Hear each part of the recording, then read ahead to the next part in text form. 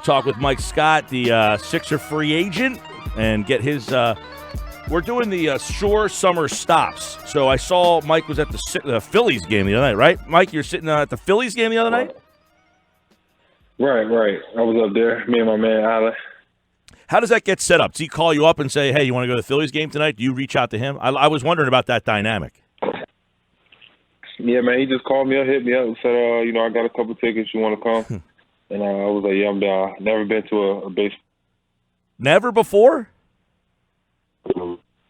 Unbelievable. So you're at the game. Obviously, everybody's seeing this now, and everybody kind of has this perception that are you living in Philly still? Or are you out of town? Or are you still here? Nah, I left. I'm back in. I live in Atlanta. I'm back in Atlanta. So you're down in Atlanta. I know that's a nice. I was down there for the Super Bowl. What an unbelievable! Atlanta's a place to be. I'll tell you that much. So you're missing out on the summer shore stops down here. This is like the kickoff of the summer season down in Atlantic City. The beaches are open. We were hopeful that maybe you were going to be making your way down the shore for the summertime a little bit here. Oh, okay. See, nobody put me on game. Nobody put me on game. I was supposed to be doing that. Yeah, see? Man. We thought, well, you're at the Phillies game. We thought maybe a little casino night, maybe a little beach for Mike Scott. Yeah, man. So, all right. Tell us a little bit about your time in Philly. And it seems that you've been kind of trumpeting that you would like to remain in Philadelphia, as obviously you are a free agent.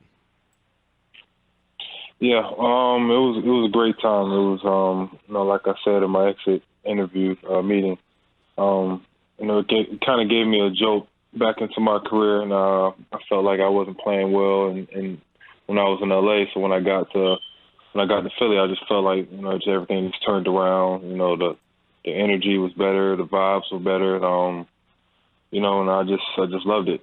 It was fun. Now, was that because of your teammates? Was it because of, the energy from the crowd? That, we had you on about a month ago, and you talked about how cool it was that the crowd was just, so much more into it than some of your other stops in the league. So was it the mix of guys? Was it the crowd that, because obviously it looks like the crowds are going to be pretty big for the next couple of years here, at least while guys like Joel and Ben are around. You would think that that building's going to be pretty full.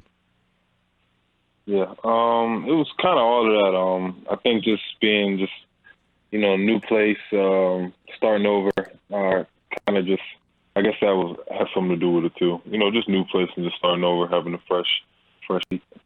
Now, obviously, this team only has 4 guys under contract. You have any feel or confidence that many, some, one, none will be back here?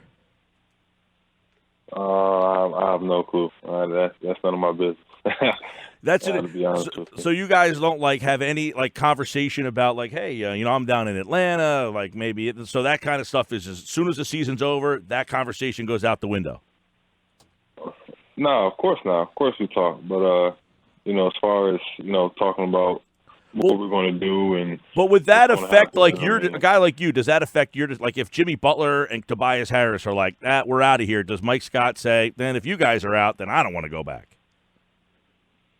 Not necessarily. Of course, you want to see everybody back, and everybody has their own things to do. Yeah. They have their own lives, but we'll see. That's just something we'll see. I got to take the high road out. We'll see. All right. Well, we know that Ben tweeted out the other day, #RunItBack. That's kind of been the mantra is you guys only got to play so many games together. So you went 7 games with the Raptors. You're seeing what they're doing now.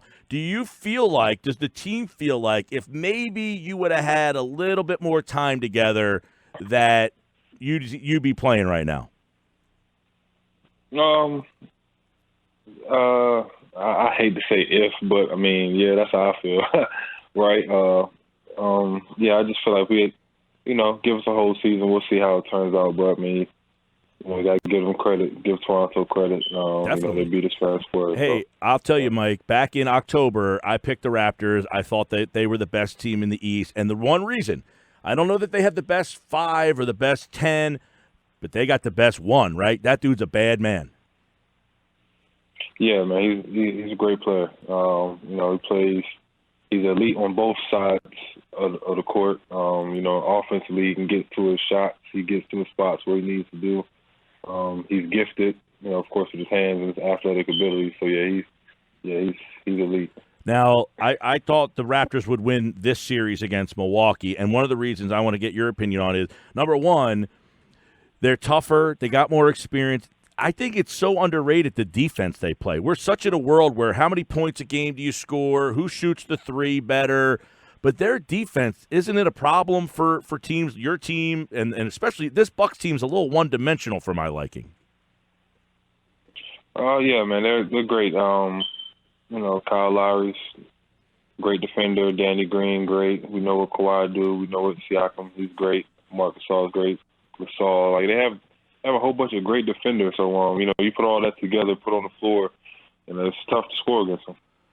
Mike Scott's our guest here from the Philadelphia 76ers. He's in Atlanta, free agent coming up. Now, they moved the free agent date up a couple of hours, a day or so.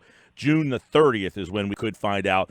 On this particular, we had just kind of said if you guys had some more games together that, maybe things would have been different. We hate to say if, but if the team was to add ran it back and had to add something, what do you think that would be something that this team would need to add to the mix you already have?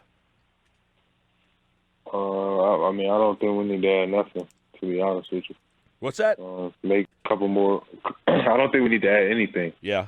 Make a couple more shots, but as far as personnel, I feel like we had everything right there. Couple more shots. It's interesting. I get killed all the time because we have this big argument on the air about, coaching and lack of coaching, or this coach and that coach. And I say, look, I don't care who the coach is. If a guy calls a play and the guy has a shot and he makes it, that goes in, the game is different a lot of times. Now, I'm not saying the coach has no impact on the game, but I think what you just said rings true a lot is some nights you have it and you're hitting shots and some nights you don't. Like, you guys all go through that, right? I mean, making shots, and the three-point shot in today's game seems to be a big factor in the game. Right.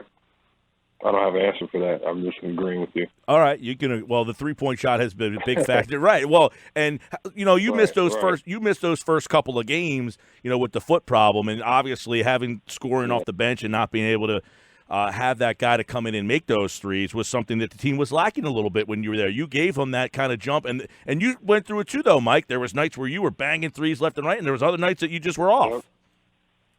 Yep. Yeah. That's how it goes, man. You don't want to go out there and go 0 for 5, but, shit happens. Yeah, and it does definitely. So right now, you got Game 6 coming up. I want to get your opinion on this Raptors Bucks. Do you think Raptors close it out at home, or do you think this one's going 7?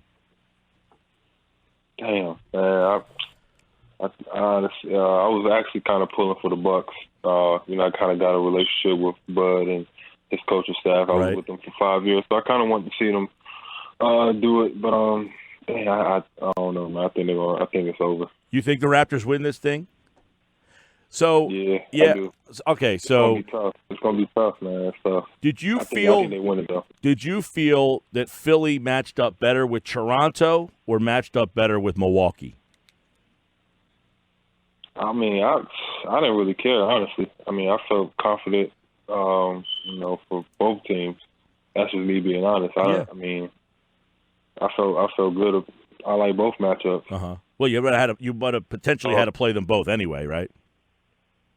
Yeah, I didn't have no favorite. Like who?